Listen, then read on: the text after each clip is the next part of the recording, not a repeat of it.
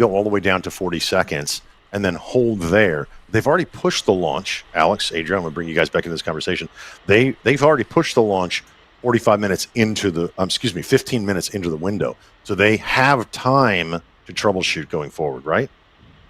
Yeah, it's a bit different than what you're used to on Falcon 9 launches. Falcon 9 launches are really like down to the second from the moment auto sequence starts.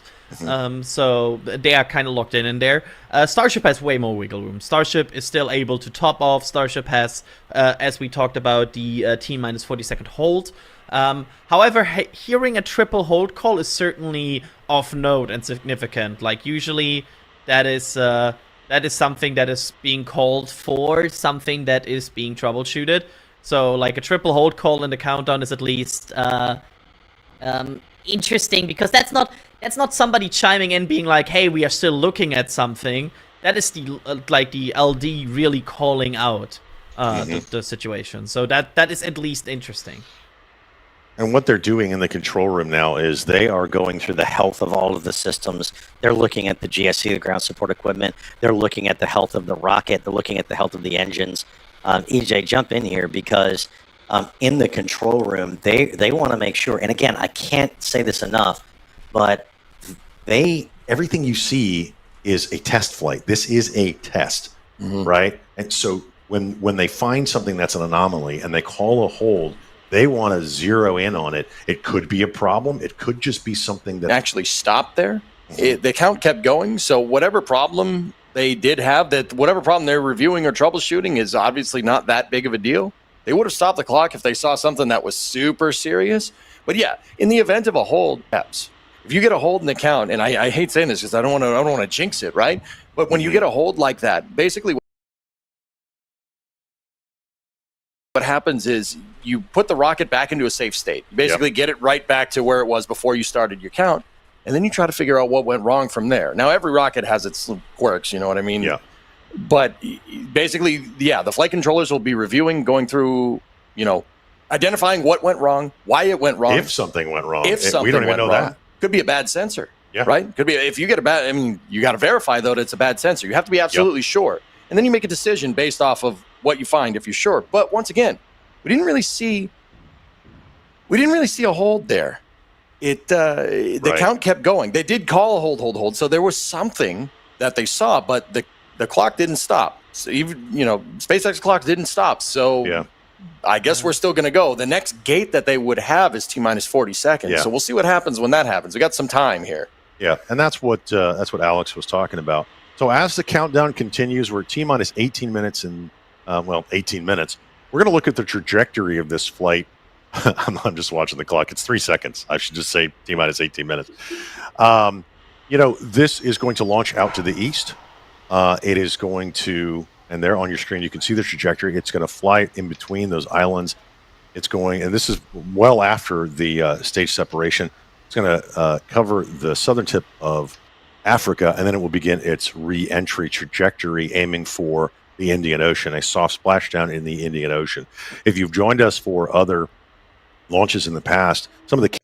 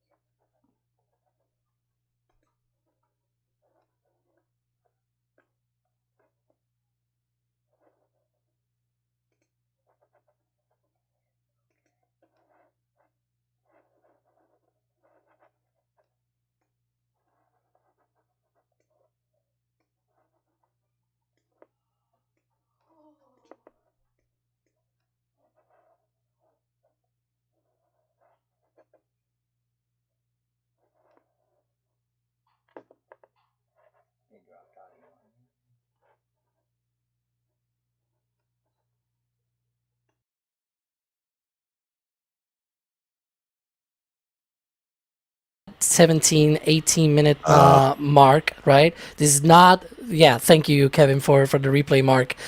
This is a sort of a an idea of how it'll look like once they are into that part of the flight. Very dark. That's a cool shot. I like the Earth with the sunlight coming up. That's kind of nice. But yeah, okay. Thank you, Alex, for that. I read the wrong thing. That is a replay, and hopefully we'll see that today. We will see that if Starship launches in 15 minutes and 42 seconds and separates. But remember, as they say at T0 at SpaceX, excitement is guaranteed. So we'll see what happens. In the other shots there on the screen, you can see Starship 34 on top of Booster 15 is continuing to load. Well, I say that. Am I correct? The progress bar of frost is moving up the tank, right, EJ? Yeah, it seems to be trending upward.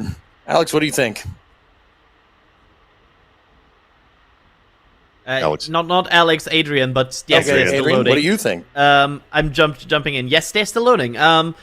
It's an interesting situation. I'm not aware of other rockets calling a triple hold and then just continue to load. Quite interesting scenario we are in here right now. But yeah, they seem to be continue to hold. I'm also looking at the NOAA like satellites updates from the clouds and everything. And you know what you can also see at this point? The shadow of the sun going away rapidly approaching Starbase, because this thing at this point will launch in like twilightish conditions. Yeah, and that's going to be amazing when and if it launches. Now, the current T0 is set at 14 minutes and 14 seconds. So, they're going to finish out, and we're looking out for some of those calls from SpaceX, like prop load complete. We're looking for other things. I know Alex is working a million things at one time. We are looking at a live view of the ship on the OLM, on the launch mount, and ready to go here in just under 14 minutes. But again, we had a hold call. We don't know why. We don't know what's going on. We don't know if it's wrong. We don't know anything. But it looks like they are going to continue propellant load, and the countdown is going to continue. And they may or may not hold at the T minus 40 seconds. Now, Adrian, how long can they hold at T minus 40 seconds? I think the last update we got was up to 30 minutes-ish. It's of course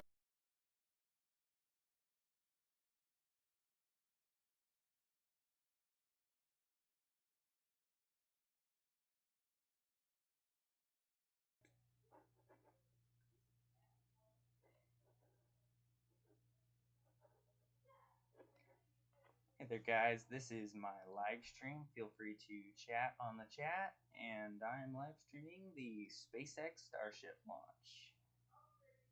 This is my first live stream of an actual space launch, but it's going to be pretty interesting to see how this goes.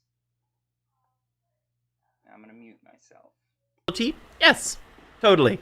Is there maybe like a wiggle room? I don't know. Yeah. That's actually outside of our knowledge base, but somewhere between 30 to the minimum and 45 to the maximum is their hold. So we were expecting a engine chill call about 8 minutes ago. Did we get that call out from SpaceX? Did we hear that?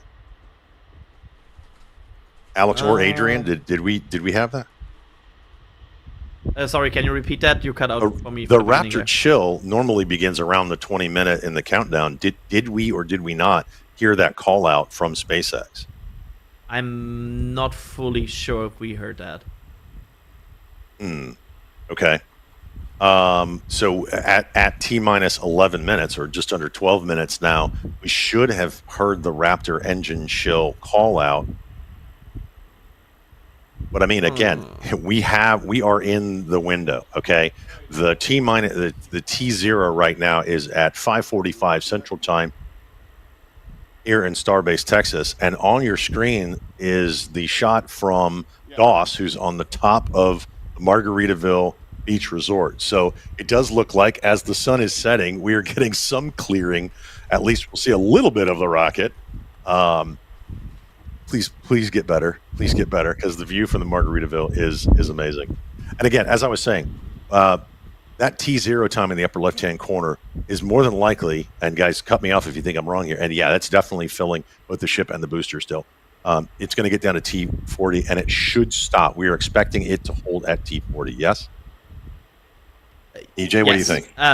It's possible. It depends on how bad the hold was. Adrian, right? Yeah. Am I thinking about that? It depends on what they were trying to fix. It seems like they're keeping going with the count while they're troubleshooting problems, right? Yeah, they said, or the current plan is they will hold at that point if they don't clear the issue until that. Okay, so but we don't know whether the they've last cleared it update or we not. got. So So, the real marker here is let's see. Yeah, so the real marker here is if it gets to T40 and doesn't stop. That's really what we're looking for at this point, as we are coming up on T minus 10 minutes from potentially the launch of Starship Flight 8. We are hearing things in the background. Some things are going on. It might be up on the roof. It might be somewhere else. But this is what it means to do live television as we cross the T minus 10 minute mark. And as I said earlier, we are a go at this point until we hit that T40. If they have cleared the hold that they called earlier, then we are going to go right past that 40-second mark. If they haven't, they're going to hold there, and then we'll all be sitting with you waiting for this rocket to launch.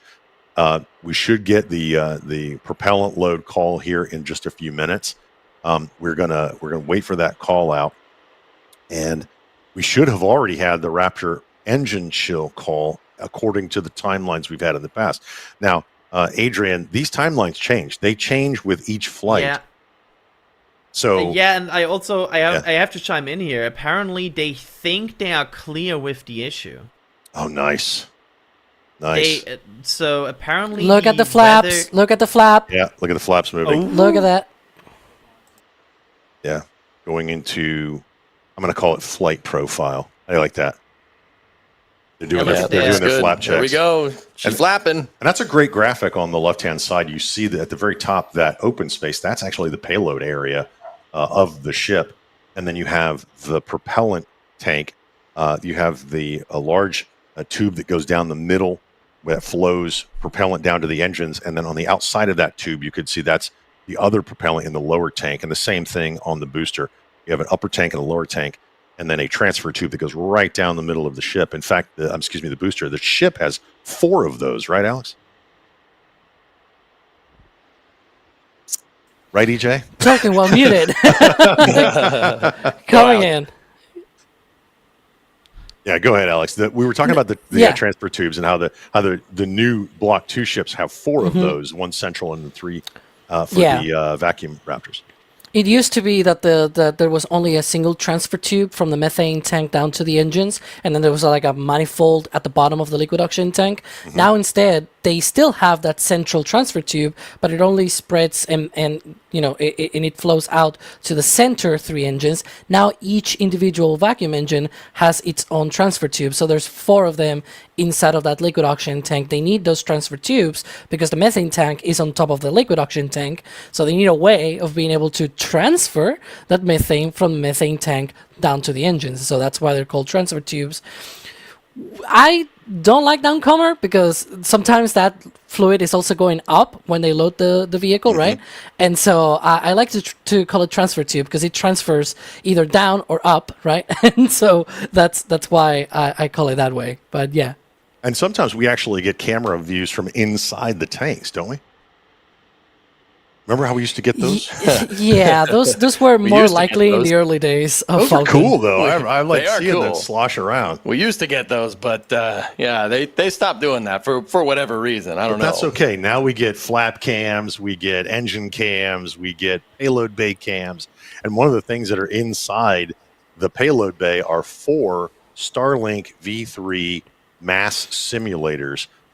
Adrian, I'm going to come to you for this question. Why do you think they went from 10 on Flight 7 down to 4 on Flight 8? What is your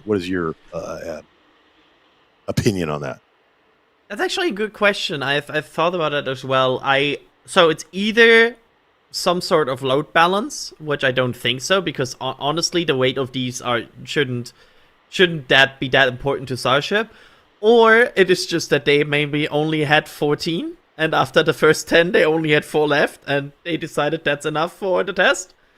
Like, it could always be that they just didn't have any more and didn't bother to produce anymore, because why would they? Right? Yeah.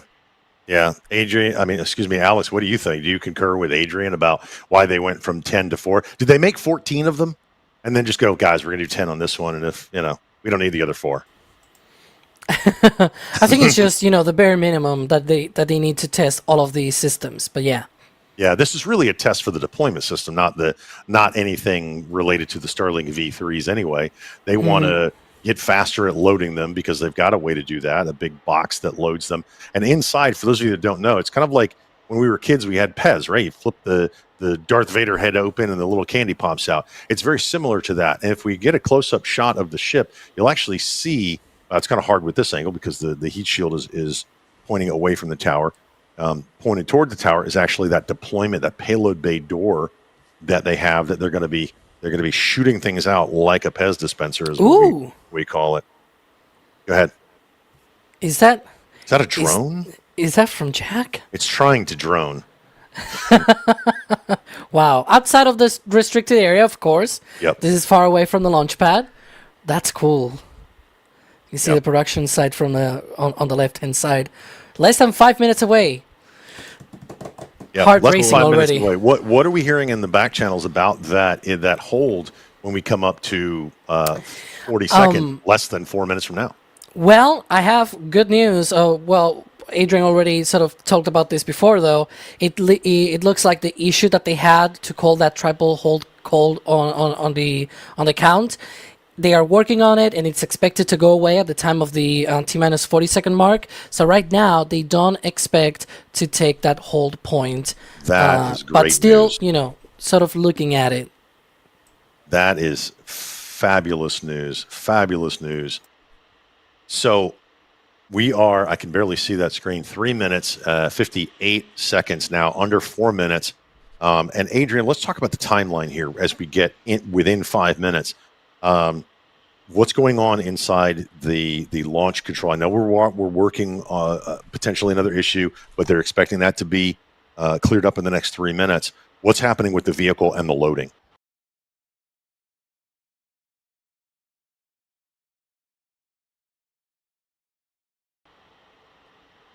Basically, they will wrap up loading on all tanks in a very short matter here. Just because you have reached the final amount that is in the tank, that doesn't mean it has the appropriate temperature and pressure. So sometimes there's something that is called pressing tanks for flight, which is basically either a final top off or also managing pressure a bit, maybe gas, like opening some vents, making sure that the pressure is just right, the temperature is just right, and basically once all of these conditions are met, then they are really calling, okay, all tanks are go. And when all tanks are go, then they have to drain the propellant lines that lifted that up to the ship and also to the booster. Is that right? Sorry, can you repeat the second part? Well, once they get all the propellant in the ship, they still have all the propellant in the lines for the tower. Yeah, they will usually start to we will see the return of the vents, because they will start a bit of like an after purge, because usually it is a very bad health advice for the health of your pipes to leave methane in there if you ignite a giant source next to it. That can very quickly result in a burning tower. That's true. We want to get all of that out of there as we approach 2 minutes to the T0, and it is going. The prop load on the ship is complete. You heard that call out. Prop load on the booster is also complete. So you're looking, with the sun in the background, a fully fueled Ship 34 Booster 15. And we are under 2 minutes to launch. And what happens immediately after launch is they ignite those 33 Raptor engines, EJ, and they let them go for what, 3 seconds, 5 seconds? And then basically once the thrust to weight ratio passes 1 to 1, that rocket lifts off, right? Yeah, basically, they're going to get a little bit of a sequenced ignition. They fire the engines in an order to make sure they're not firing them all at the same time and put a crazy shock load on the thrust structure there. And then, yeah, they hold it. And then in that split second, the computers on board are going to check to make sure we got 33 engines or the amount of engines that's needed. Remember, it's launch.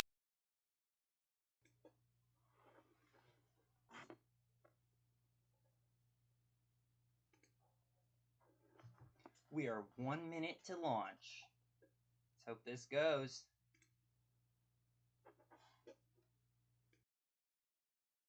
Stop. We're listening for callouts from SpaceX, but we know the vehicle is fully fueled, both the booster and the second stage, the Starship. If they do hold at 40 seconds, we're going to continue our commentary as our team behind us is listening in and listening to what's going on with SpaceX from the control room and things that they're trying to troubleshoot. Let's see what happens here at T minus 40 seconds. We did. Did that stop? Looks like they're going to be holding. They're holding at 40 seconds. Yeah. So they are going to hold at T minus 40 seconds. Again, this was expected. Don't freak out. It's okay. They are still troubleshooting the issue. They felt confident before this that it was going to clear by this point. It obviously has not. That's a great shot right there. I want to point this into perspective that this is the first time they're holding at T minus 40 seconds since Flight 2. Yep. That's Flight cool. 2, and this is Flight 8. It's been 6 flights ago. November 2023. You know, that talks to the reliability of the iterations in these spacecraft that they're putting in these vehicles and the testing that they're putting in behind the scenes. Now, we are 15 minutes into the window. We have another 45 minutes of window to go. The SpaceX team is working to clear any issues. They're probably doing another health check before they move forward, or they make another determination. So they're working the issue right now on the ship, and as we get information, we'll bring that to you. So yeah, the word is that they were working on a booster issue. They cleared out, and now they have something coming up on the ship. So they're also looking at that. Well, while we have this pause, Adrian, let's thank a lot of folks that they've been really generous with their support. We are going to be keeping you up to information, but I want to take time and acknowledge the support that those people have given us here at NSF. I will keep it very short. Thanks to Christopher for the super chat here. Thank you so much for that. Thanks to Kirby for another support here. Scream at me, please, once you see something. Yeah, we will. Don't worry. I also will quickly mention something here because I'm sorry. I'm a rocket nerd. I need to talk about this. There's a very peculiar event that we cannot talk about that Alex and I rarely get to talk about. There's one single vent on the OLM that tends to come up once they clear a T minus 40 second hold, which is like some sort of fluid vent down that we expect, and it's like a very weird directional vent going up. And if we have like the right moment and the right camera, you can see that vent going up, and based on that, know they have cleared the hold. Sorry, I had to talk that. It's super nerdy, but it's such a neat little thing that we have spotted at some point. Alex, I'm going to bring you into this conversation as we've got a hold here. Let's talk about that T0 timeline. We talked a little bit about the deluge system. We talked about the static way they ignite all of the engines, but there's fire suppression systems and all those things. What happens when we hit that like T5 second mark? What are those things that happen in rapid succession right before liftoff? Yeah, they get down to the T minus 10 second, they activate the deluge. If that were to happen today and then they hold after that, they will not be able to launch, right? That's one of the sort of no return points on the countdown. So that's why they stop here at T minus 40 seconds, because this is the good time. After this, things get very active and there's even no return points on the count. And so T minus 10 seconds, they activate the flame deflector, that deluge system. T minus 3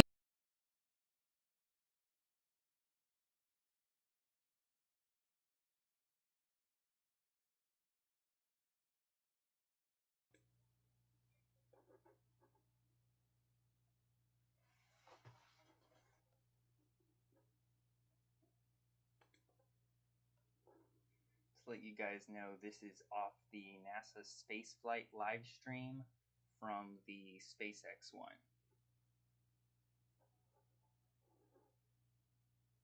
and so far they have placed a hold on it. Let's hope they're able to clear this and we can go ahead and go with this.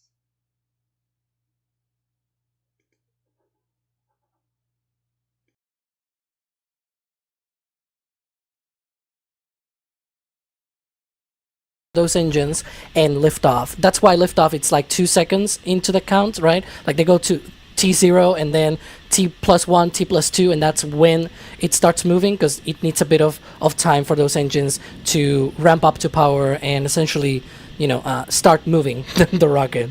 But yeah, Thank you for really that, Alex. active and very quick. Like it's all automated. There's no way for any manual, sequencing. Yep. And as soon as it reaches that 1-to-1 ratio, right, thrust to weight ratio, it's going. And what did you say? The Raptor has currently the thrust to weight ratio. It can lift. I don't know. I'd probably put you on the spot for that. It's about 1.5 off Yeah. the pad, TWR. That's pretty fast. It's going to go when they ramp those up. The word we're getting right now is they're still working an issue on the ship. We are at a T-40 second hold, which was expected. If you're just joining us, you're watching live launch coverage from NSF, NASASpaceflight.com. Also on the Popular Science channel, live coverage of Starship Test Flight 8, or Flight 8 is what we call it. And on your screen right now is Ship 34, which is stacked on Booster 15. And both of them are fully fueled, and we are 40 seconds from launch. The SpaceX team is working through. They had an issue with the booster. They've cleared that issue, and they want to make sure everything is green and ready to go for this launch. Yes, I believe we did talk about the hold limit. I didn't get an exact number. I'm getting a question. Alex, what is that exact number? How long they can hold? At T40? Yeah, I was actually asking in the back channel if we know if they have updated that, because at least from the previous updates, it seems like it's about 15 minutes. We're already 5 minutes into the hold sequence. There you go. Oh, clock's moving. Hold's We're moving released. forward. We are Launch. we are go. It Here, looks go for like. launch. You're Wait, going to there we see go. Right when we said that, I went back to 41. Hang on. You got really excited there, EJ. Oh, come on! Jonesing. They're holding again. The went clock back to is 40. hold at Oh, no. 41. Yeah. It's Yeah, so flight it's- one all As again. soon as that clock starts moving, we're gonna break in. EJ is gonna punch me again. And I even heard the vent. Remember what Yeah, Adrian you said heard about it. the vent? Yeah. I heard it. 'Cause That's it- like it- a it very also has- it's a deep like like push. hissing sound. Yeah. Yeah. Like that's the fluid chill down. that's okay. We've got a fully fueled ship. They're working the problem on the SpaceX Oh, dear. side, and when the countdown continues again, we will let you know, and I will get punched in the shoulder yet again, which is the stop talking gene. Yeah. What does that say? What? you Apparently got- this holds were parents automatic. texted me and said, "Don't punch Gene again." Don't punch Gene. Sorry, Yeah. sorry, I So- won't. He boosted tripped some holes. So Oh, that, Yeah. okay. just to explain that in non-rocket terms, there are usually some sort of red line monitors, and the booster basically went into an automatic sequence and probably tripped some of these red line checks, and with that automatically also triggers a hold. Yeah, that's one of the things that they mentioned, which would explain why we heard the vent and why they were counting down, and then suddenly it tripped the automatic checks, right? And so it went back to that hold point. Again, those sensors are working Yeah. as expected. They want the health of the vehicle to be as close to 100% as they can get before they launch the largest flying object into space for a second time. And hopefully, after stage separation, this ship will continue on its mission if we can clear this T-40 second hold. Let's talk about the flight profile after launch, since we've got some time to talk about that, because I said there's a nice vent. There's some good vent noises for you. Wow, they are all kinds of venting, aren't they, EJ? Oh yeah, you're hearing all kinds of good stuff here. Yeah. So once it gets off the launch pad and we get to stage separation, what's something called? We we're getting have some information in the back. we have a So- scrub. Yeah. We have a scrub for today. Okay. Offloading the vehicle. That was a depress vent. Yeah. You could see at the moment these weird vent sounds came up. Like Alex Yeah. and I in the camera were like, Mhm. uh-oh. Yep. That sound, exactly the sound that we didn't want to hear. We have a scrub for today. We're It familiar happens. with these vents because it's also what we see when they have a test, right? And then they abort the test, and we hear the depress vent before anything happens, and it's like, well, that doesn't sound good, right? And so we are trained already to hear that sound and be like, Yeah. that doesn't sound good. Again, these things happen. If it was easy, everybody would be launching rockets, and they want this vehicle to succeed. know- Have all these checks. Go ahead, Alex. You probably saw this in the back channel, but this was a nice wet dress rehearsal. Yeah, which we talked about. We talked about. We on talked all of about our- it. That's right. We talked about We our countdown did. to launches. Yeah. We talked about our stakeouts.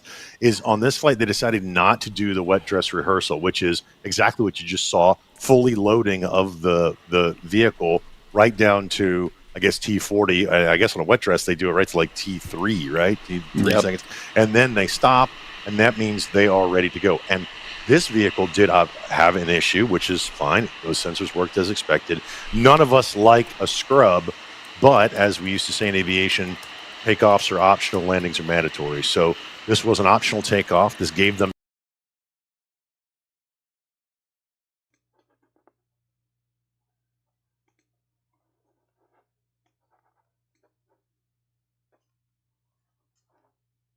I'm sorry, guys, but we have a scrub on this mission. So we'll try again if we can catch it the next time.